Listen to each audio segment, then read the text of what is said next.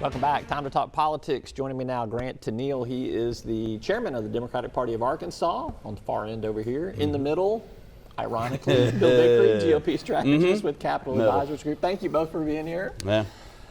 That's saying something that you're in the middle. I'm not, these days, I wouldn't really say I'm in the middle.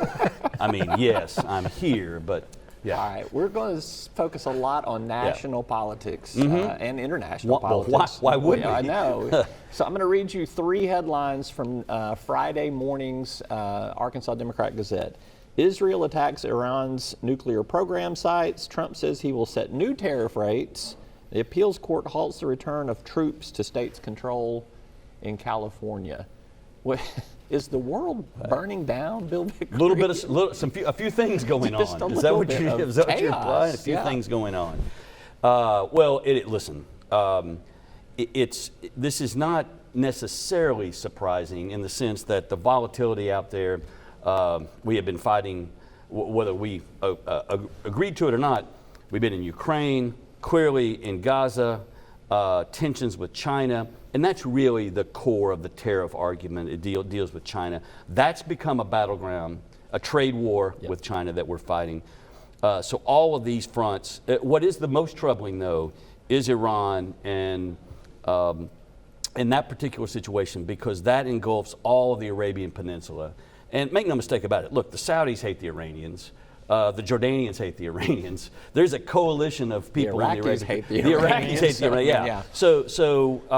So there's their unified front against Iran, and the Persians have been antagonists in that part of the region. Cain and Abel, and back beyond then. So, but that's the one that worries me the most now, simply because the most damage could be done long term there. The United States government's distancing itself from these Iranian attacks, but clearly there's from the Israeli attacks, but clearly there's a unity in American and Israeli policy. Well, absolutely, but I think that the one thing that we're seeing in this situation in Ukraine is the United States has tried to play a central role in preserving order on the globe since 1945 and before that. And so when these mechanisms start to break down, I think it gets everybody a little more nervous. Yeah. Let's talk about what's going on in California. This is also just another incredible hot spot here. We saw a U.S. senator arrested and put in handcuffs on Thursday night. Trump has, I guess, taken the National Guard over. They won California state won a lawsuit to get it back, and then on appeal it goes back to a stay, I guess, and so Trump's still in charge until like next Tuesday or something like that. Bill, I'll come to you first on this. Is the use of force in Los Angeles, is it warranted? Yes, 100%. Look, and it's not lost on me that we sat here just blocks away from where a former president brought in paratroopers, nationalized the Guard, to take steps to enact federal legislation on the local level in Arkansas. That's not lost on me, and we hail that as a wonderful thing, as we should. The reality is, these protests are designed. Those Mexican flags didn't just show up. They're pristine, they're brand new. Those pre-printed signs didn't just show up. Those kids just didn't pick up rocks off a expressway overpass and throw them down on. The napalm didn't just show up. Like, these are programmed, designed events to get exactly done what the left wanted to do. And it's not about trying to protect someone's right to stay in the country. This is about a battle for the soul. Los Angeles is a battlefield, and make no mistake about it, it's designed, it's coordinated, and it's financed, some of it with USAID grants. Point, counterpoint, Grant. Well, look, here's the thing I know about immigration in the United States. It's built the country, and it is critical to the workforce of this country. And we've now got somebody who says what they want to do is get rid of criminals. And I think a lot of people in the United States should say, or would say, go for that. I mean, if we've got hardened criminals here and dangerous people, let's get rid of them. But they keep saying criminals, criminals, criminals, and now they're just picking up people who go to work every day. Yeah. Well, go ahead, Bill. No, I was going to say, but if you're in the country illegally, that's a thing. And we're I think either a Grant's nation agreeing of with laws, you on that. and I agree. Yes. And listen, again, we always say this. He and I have known each other for a very long time. We're close friends. You can disagree around that. That's not what this is about.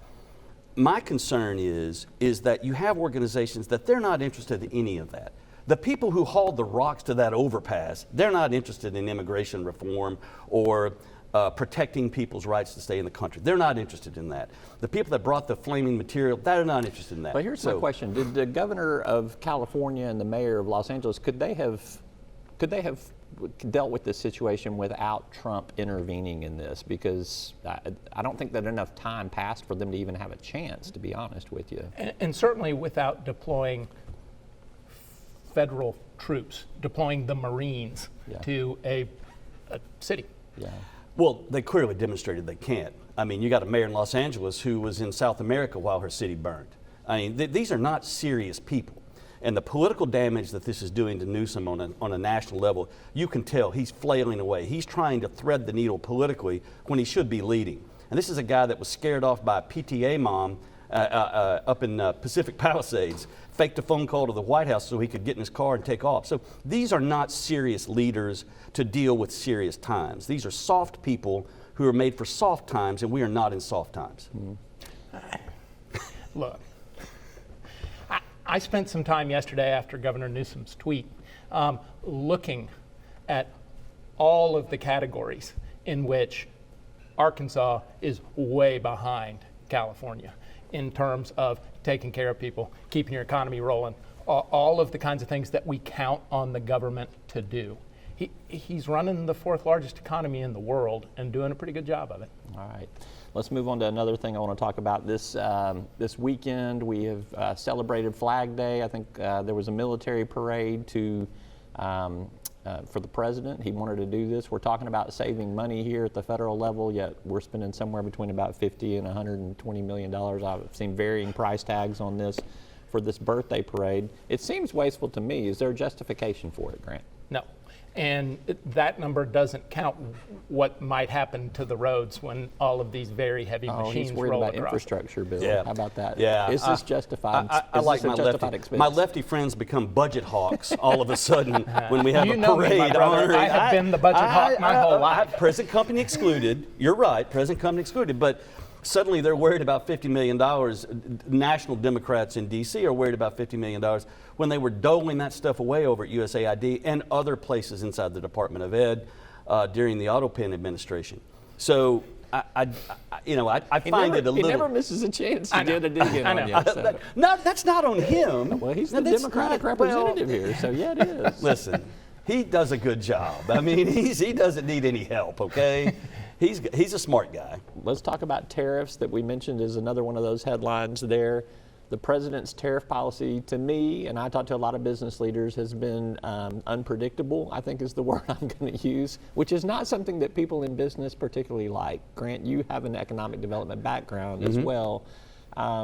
What's the end game here? How do you see it playing out favorably for the United States? I don't see it playing out favorably for the United States because I think what we're going to do is put our economy in a very, very, very tough position. You said it, and I'll use the word certainty. That's what business seeks always. And this whipsaw craziness is not helping anybody. Bill, I got a feeling you got a different point of view. How does this play out eventually to the benefit of the United States? I do think this, and I thought Bill Dillard III spoke, I thought, so eloquently and brilliantly this week, and he's talk about a true credit to the state and what his family's done in building the business. He was a guest at the Political Animals Club in Central Arkansas, yeah. And look, he's smart. He's doing what he's supposed to do in running a business. I feel like, though, this is a bit of a unique time in that for the first time in history, tariffs are being used for a foreign policy aim and not an economic aim. And we have been in a trade war with the Chinese for 25 or 30 years. We just haven't been fighting a trade war with the Chinese. And make no mistake about it, they're in a global quest for power, and it is a showdown. And the next decade will determine which country is the leading superpower on the planet for the next 100 years. But I will also, I gotta say, Trump keeps saying what he's trying to do is bring manufacturing back to the United States. Right now, there are 500,000 manufacturing jobs standing empty in the United States. It can't happen as fast as Trump thinks it's going to happen, and the lag is just going to be deadly. All right, look at that. We ended on a business note Yeah. here, and we Well, were he's a talking pretty smart politics, businessman. you know? I mean, he knows what he's doing. Grant Tennille, Bill Vickery, thank you so much. Appreciate y'all both being Appreciate here. you. And lots of fun, spirited May I say discussion. 3 of the finest heads of hair in Arkansas politics? Now, I'm, clearly I've gone one direction with mine. But Just color-wise, but you still got it. Yeah. We're back with more after the break.